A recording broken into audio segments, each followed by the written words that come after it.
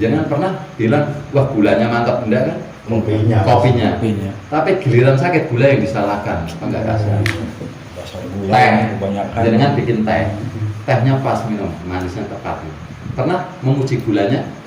Tehnya Tehnya yang dipuji. Giliran sakit, Gula.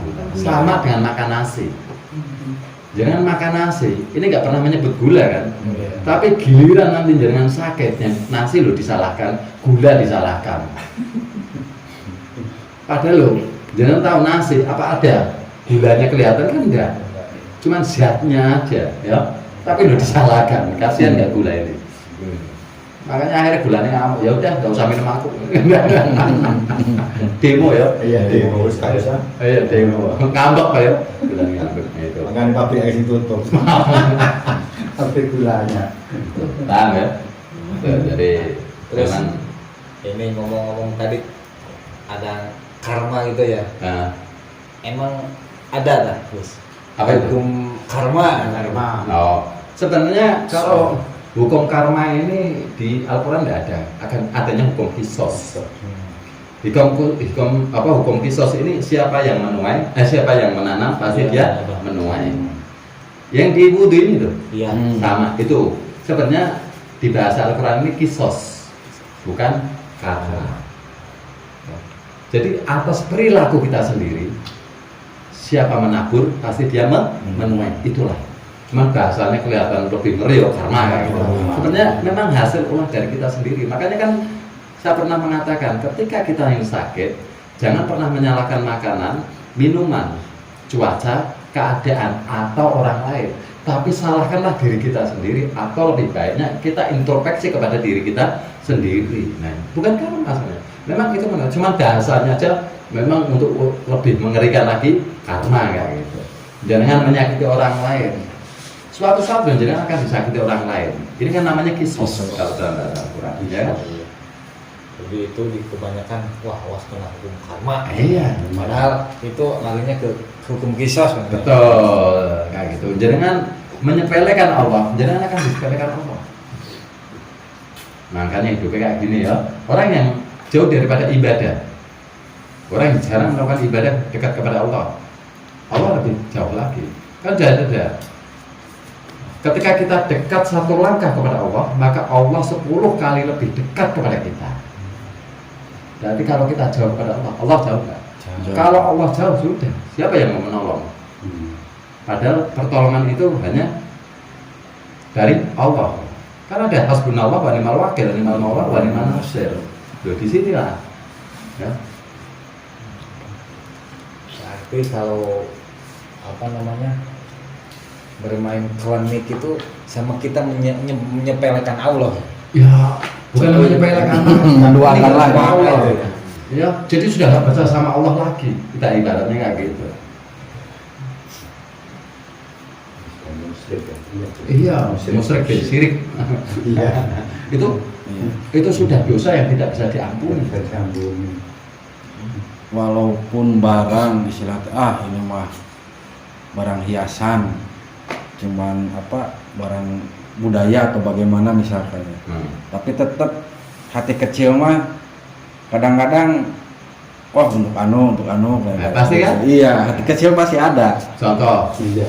banyak orang bilang kok saya kok enggak kamu. Contoh ya, jenengan dikasih tulisan, terus dikasih lakban.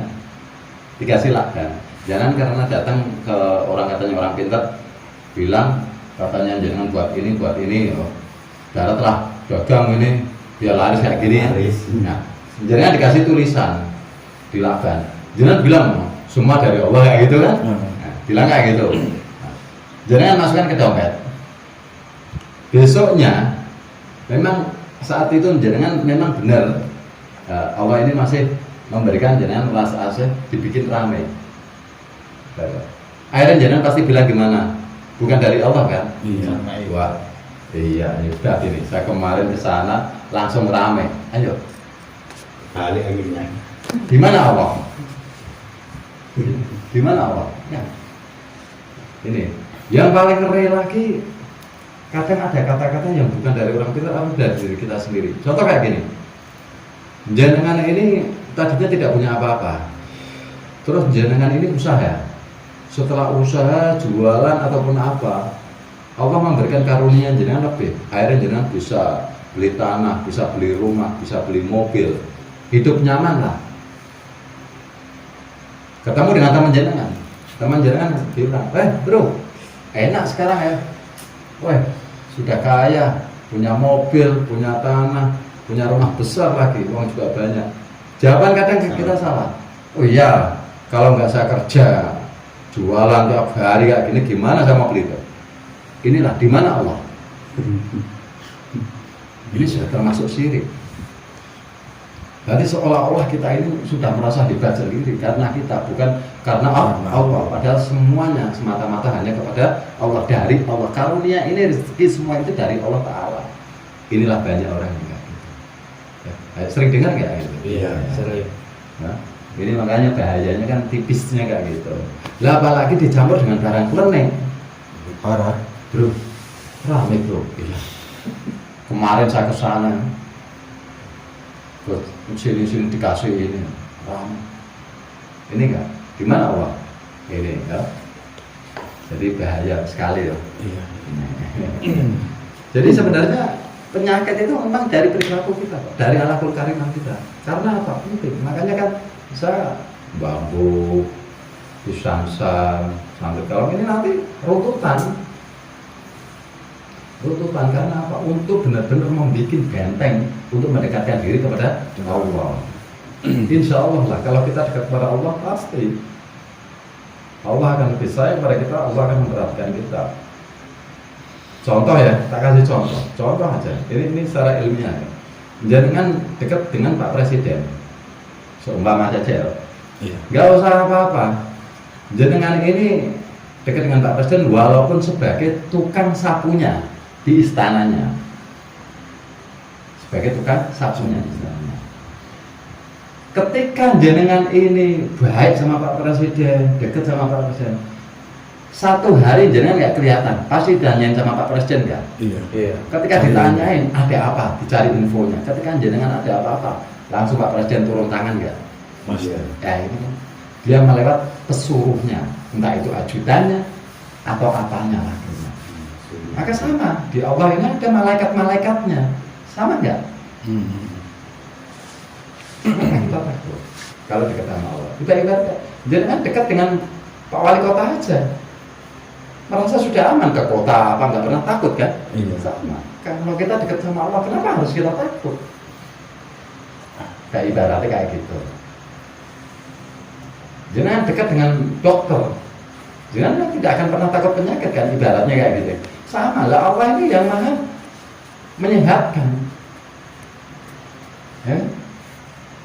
Allah mah segala-galanya, kenapa takut?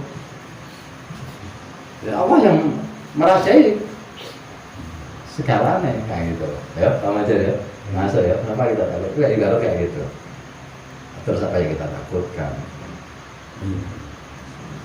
Cuman keimanan manusia itulah yang meruntuhkan akhirnya orang itu menjadi syirik.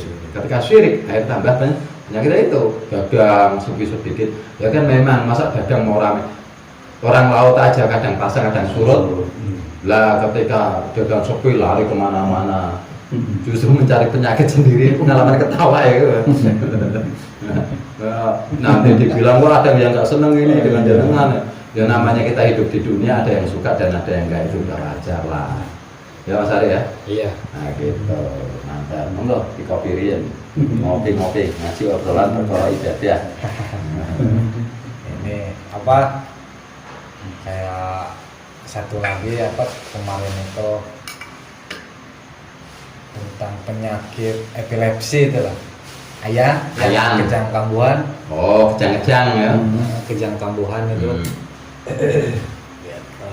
Apakah itu masuk ke ranah kesirikan lagi? Sama itu biasanya dari orang tua itu. Sama kayak kemarin kita bahas ini Kayak keturunan gitu.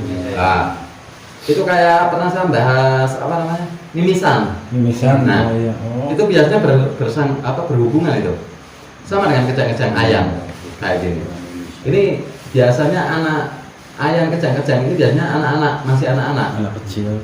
Anak kecil sampai ya belum balik, ya sudah balik, tapi belum dewasa, biasanya di bawah-bawah 30. Biasanya ya, ayan ini terjadi 30 ke bawah ya, apa 20 ya mungkin ya. 20 ke bawah. Pokoknya masih anak-anak lah. Nah, ini biasanya apa? Imbas daripada orang tua. Orang tua yang sering bermain klenik banyak, ini nanti imbasnya ke anak. Anaknya bisa mimisan kayak gitu, bisa sampai kejang-kejang sayang. Makanya kan sekarang jarang sih. Jarang kalau sekarang. Dulu banyak. Loh, karena dulu banyak orang tua masih bermain. Iya, bermain itu. Klenik ya, Klenik. mikir. Rata-rata kan dulu kan gitu. Mayoritas. Mayoritas memang ya. Makanya yang dulu mimisan ini banyak. Ya, kejang-kejang atau ayan ya. Ada. Jadi itu ulah daripada orang tua anak yang nanggung. Sama dengan mimisan gitu. Ya, Tapi kalau dari segi medisnya itu kan itunya jadi apa? Kayak ke otak. ya memang. Jadi apa namanya? Kalau itu mau kalau di listrik mah apa konslet Konslet, gitu. memang benar. Karena kan sekarang darah kurnek yang saya bilang ini radiasi. Radiasi kan? Iya. Nah, radiasi ini kenanya ke otak. Jadi sarafnya ini nggak kuat, air konslet. Dia masih kecil kok. Sarafnya kan nggak kuat. Iya. Saraf yang ke otak, ini akhirnya apa konslet? Ya benar.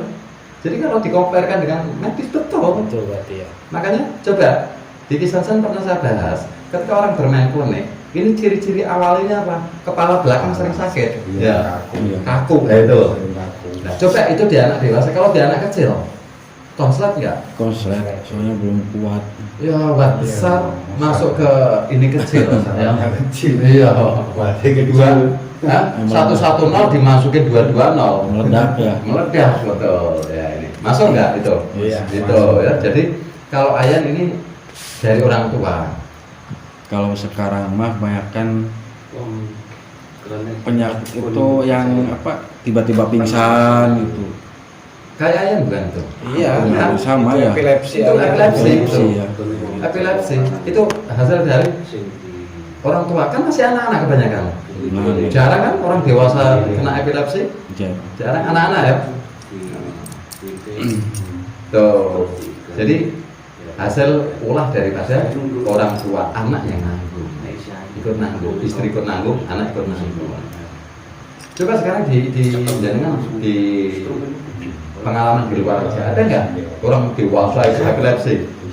sekarang nggak ada. Iya. Anak-anak ya, sama di misalnya. Ya, di bawah 25 lah. Nah itu anak-anak ya, itu makanya itu kalau ada anak-anak yang kayak gitu, ini orang tuanya disuruh introspeksi, buangin barang-barang klenik kayak gitu, insya Allah. Itu nanti kejadian. Jadi tiba-tiba itu, ya. Apalagi kalau yang sudah parah dibarengi dengan mimisan. Parah ya. Parah. Klinik gitu. Wah, dahsyat ya. Dahsyat. Namanya. Kalau itu Gus Parkinson apa itu? Nah, gini-gini. itu kalau dewasanya namanya Parkinson. Itu. Oh, Jadi kayak otak ini konslet, tapi karena usianya sudah dewasa agak kuat, jadi kayak ini gerak sendiri kayak gini. Konslet ya. Iya. Coba HP jenengan konslet gimana? Jalan-jalan sendiri ya. Iya. Sama Parkinson itu namanya gitu. Cuman Parkinson ini orangnya, pelakunya. Pelakunya. Berarti bukan imbas. Bukan, itu pelakunya Pelaku. sendiri. Berarti kayak otak itu udah gak bisa Nggak ngituin bisa. ya. Nggak sinkron ya. Iya, Nggak benar. bisa merintah lah ya. Betul. Jadi kayak udah konslet ya. Konsletnya gitu. Jadi udah nggak ngerespon otak itu. Dengan sendiri nih kayak HP ini ketika sudah error itu kan gerak-gerak sendiri. Sendiri, ya. Sama Parkinson ini otak udah error, tapi masih sadar. Jadi ada konslet. Jadi saraf ini kan di sini ada berapa macam? 3 apa berapa itu? Ya ini yang salah satunya yang kegerakan itu. Ya. Jadi kayak gini. Kalau di herbalnya itu buat apa? Ayan, ya ayan itu ada. Kalau di herbal saya belum pernah karena jarang. Cuman kalau di ini biasanya tak suruh bersihin dari barang klinik itu aja. Nanti tinggal lihatnya kondisinya. yang kena apanya, nanti baru herbalnya muncul. Nah gitu. Nah, Oke. jadi kalau mutlak untuk ke situ enggak, belum lah mungkin ya belum ya. Kalau herbal itu berarti harus dilihat dulu. Betul kalau ini karena itu full boleh dikatakan 90% ini di klinik. Di klinik karena yang dimusuh saraf ini. Iya. Nanti kata keterusan ini nantinya menjadinya apa? Penyumbatan darah. Itu lama-lama anaknya bisa stres. Iya, stres. Lah sarafnya terganggu terus kok. Konslet ya. Iya, nggak bisa Iya. ngalir ke otak. Itu biasanya epilepsi kayak gitu nanti anaknya jadi pendiam. Pendiam. Ya, sering halusinasi dia. Anaknya sering halusinasi. Itu mutlak itu kalau itu mutlak di klinik. Di klinik. Itu di herbal apa enggak mempan. Itu caranya. Kalau klinik udah dibenahi nanti ala karimah orang tuanya bersuih semua totalitas barulah. Kayak pengajar ya, totalitas. Iya ini totalitas sekarang. Iya. Tuh, sabar.